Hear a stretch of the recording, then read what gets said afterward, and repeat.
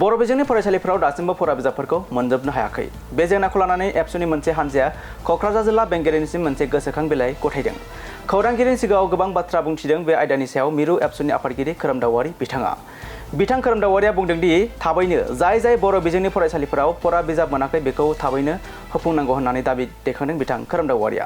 मोन 12 जिल्लाफोराव बर' बिजोंनि फरायसालिफोराव बिजाब मोनैखौ सरकारा थाबैनो होफुंनांगौ होननानैबो दाबि दैखांदों बिथां खोरोमदावारिया। लोगोसे बिथाङा बुंबावदों दि फरायसुलिफोरा फरायसालियाव गाननाय दख'नाखौ बाहेरनिफ्राय मेसिनजों बानायनाय दख'ना होनायखौ सरकारा नोजोर होनांगौ होननानै खावलायदों बिथां खोरोमदावारिया। आरो बेनि अनगायैबो बिथाङा मा बाथ्रा बुंबावखो नोंथाङा आबुङै मिथिना लादो।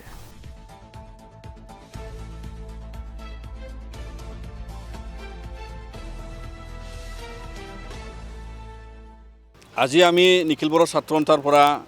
এটা ডেলিগেশ্যনে মাননীয় আমাৰ কোকৰাঝাৰৰ ডিষ্ট্ৰিক্ট কমিশনাৰ মহোদয়ৰ থ্ৰু আমি আমাৰ অসমৰ মাননীয় মুখ্যমন্ত্ৰী ডক্টৰ হিমন্ত বিশ্ব শৰ্মা ছাৰলৈ এটা মেমৰেণ্ডাম আমি প্ৰেৰণ কৰিছোঁ।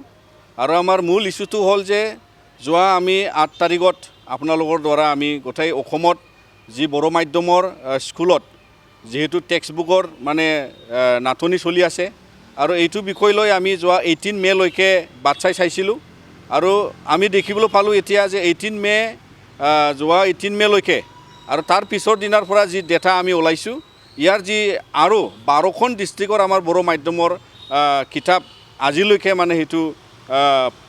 স্কুলত গৈ পোৱা নাই আৰু ছাত্ৰ ছাত্ৰীয়ে এতিয়া এটা এনেকা অনুভৱ কৰিছে যে জুন মাহত তেওঁলোকে যেহেতু সেশন এক্সাম দিব লাগে বিশেষকৈ মানে হায়াৰ ক্লাছলৈকে যেনেকা ক্লাছ 9, 10 তেওঁলোকৰ কাৰণে বহুত মানে অসুবিধাত পৰিছে। আৰু আজি আমি নিখিল বৰ ছাত্ৰ সন্থা সেইটোৱে আমি মাননীয় মুখ্যমন্ত্ৰীলৈ এটা দাবী আকাৰে আকৌ আমি প্ৰেৰণ কৰিছোঁ যে তেওঁ যাতে অতি সোনকালে যেহেতু সকলোৱে জানে ভাৰত সংবিধানৰ দ্বাৰা আমাৰ শিক্ষা যে ফাণ্ডামেণ্টেল ৰাইট আৰু ইয়াৰ ক্ষেত্ৰত যদি কিতাপ নাপায় তেতিয়াহ'লে ফাণ্ডামেণ্টেল ৰাইটটো ভায়োলেশ্যন হয়। ইয়াৰ কাৰণে আমি মাননীয় মুখ্যমন্ত্ৰী ডাঙৰীয়াক আমি ইণ্টাৰভেন কৰিবৰ কাৰণে আৰু অতি সোনকালে যাতে যি 12খন জিলাৰ যি কিতাপৰ য'ত নাই সেইটো আমি লিষ্ট প্ৰেৰণ কৰিছোঁ তেওঁলোকে যাতে এইটো অতি সোনকালে প্ৰেৰণ কৰি দিয়ে। আৰু লগতে ইয়াৰ এটা ছেকেণ্ড ইছ্যু আছিলে যে গোটেই অসমত আজিকালি যিহেতু গভৰ্ণমেণ্টে ইউনিফৰ্ম ছাপ্লাই দিয়ে যাতে ইউনিফৰ্মৰ ক্ষেত্ৰত তেওঁলোকে যিহেতু আমাৰ জাতীয় পোচাক য'ত দখনা পিন্ধা হয় কোনোবা মেখেলা পিন্ধিব আৰু যেনেকা য'ত মানে নিজৰ জাতীয় পোচাক বা ড্ৰেছটো পিন্ধা হয় তাত যাতে তেওঁলোকে বাহিৰৰ পৰা মেচিনৰ ওভেন বা মেচিন দ্বাৰা বনোৱা যিটো পলিষ্টাৰৰ ড্ৰেছ বা দখনা সালৱাৰে হওক দখনাই হওক কিন্তু লোকেলৰ যিটো প্ৰয়োগ কৰিব পৰা ট্ৰেডিশ্যনেল দখনা পিন্ধিব লাগে তেওঁলোকে যাতে এইটো যত্ন লয় আৰু তেওঁৰ যাতে মুখ্যমন্ত্ৰী ডাঙৰীয়াই আমাৰ যি স্কুলত ইউনিফৰ্ম ছাপ্লাই দিয়ে তেওঁলোকে যাতে SSৰ যি এটা মেনেজমেণ্ট সেইটো যাতে তেওঁলোকে সেইটো মানে ঠিকমতে চাব লাগে নহ'লে আমি গ্ৰহণ নকৰোঁ। আৰু নিখিল বৰ ছাত্ৰ সন্থা আমি যোৱা বছৰো প্ৰটেষ্ট কৰিছোঁ আৰু তেনেকৈ আমি এনেকা যদি দখনা আহে তেতিয়াহ'লে আমি নিশ্চয় এইটো গ্ৰহণযোগ্য নহয় আৰু আমি প্ৰটেষ্ট কৰিম। আৰু বিভিন্ন যিটো স্কুলৰ এতিয়া টিচিং লাৰ্ণিং মেটেৰিয়েল হওক আৰু বেগ ছাপ্লাই হওক বিভিন্ন সামগ্ৰী হওক যিহেতু ফাণ্ডামেণ্টেল ৰাইটৰ ক্ষেত্ৰত ষ্টেটে যিটো ছাপ্লাই দিয়ে সেইটো যাতে অতি সোনকালে তেওঁলোকৰ কাৰণে প্ৰেৰণ কৰি দিয়ে নহয়বা তেওঁলোকৰ যিটো একাডেমিক ছেশ্যন অলৰেডি 1.5 মান্থ হৈ গ'ল আৰু ইয়াৰ ভিতৰত যদি তেওঁলোকে কিতাপ নাপায় বা বেগ নাপায় বা কিছু মেটেৰিয়েলছ যদি নাপায় তেনেহ'লে আমাৰ ছাত্ৰ ছাত্ৰী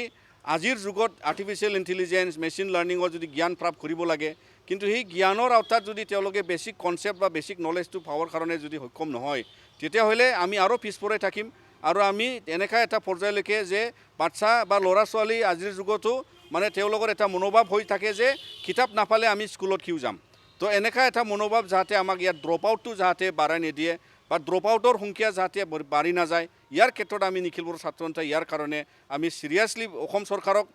আমি সেই দাবীটো প্ৰেৰণ কৰিছোঁ। আৰু অনাগত দিনত যদি তেনেকৈ যদি চলি থাকে তেনেহ'লে আমাৰ লাষ্ট ৰিজৰ্ট হ'ব যে আমি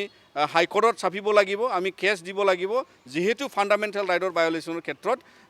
ভাৰত সংবিধানৰ মতে বা আমাৰ ষ্টেটৰ দায়িত্ব পৰে যে ফাণ্ডামেণ্টেল ৰাইটটো সকলো নাগৰিকৰ কাৰণে এনশ্যোৰ কৰিব লাগে।